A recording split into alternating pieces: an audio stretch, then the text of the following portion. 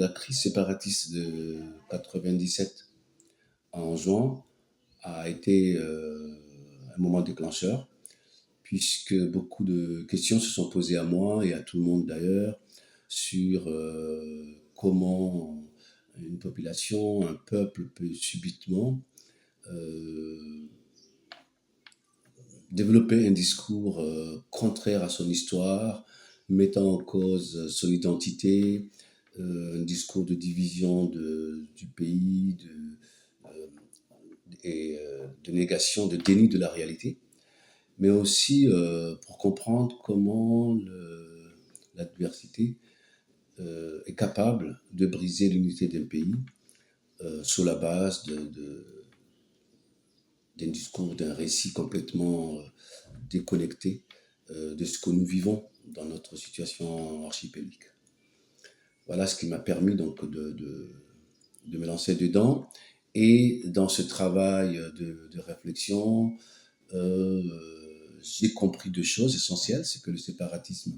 semble être la forme la mieux élaborée du projet colonial, qui consiste d'un côté à démanteler physiquement l'archipel, mais de l'autre aussi à, à permettre à ce que l'habitant de cet archipel ne puisse jamais se lever et résister, puisqu'il y a une véritable dépossession de sa réalité historique euh, à travers un discours et un récit complètement fabriqué pour l'asseoir dans une configuration non pas d'espace, mais d'île. Sur le fond, bien sûr, j'essaie de comprendre, d'expliquer comment le séparatisme a réussi à nous démembrer, dans le sens où le discours dominant, le discours colonial, s'est imprégné dans nos façons de penser, dans nos façons d'être, jusqu'à nous convaincre l'habitant de ne pas appartenir à un espace millénaire qui a son histoire et ses réalités,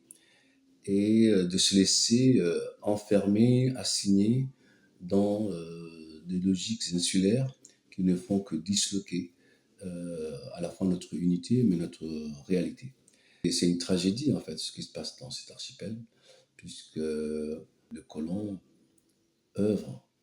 en tant que véritable projet pour nous faire disparaître de la carte.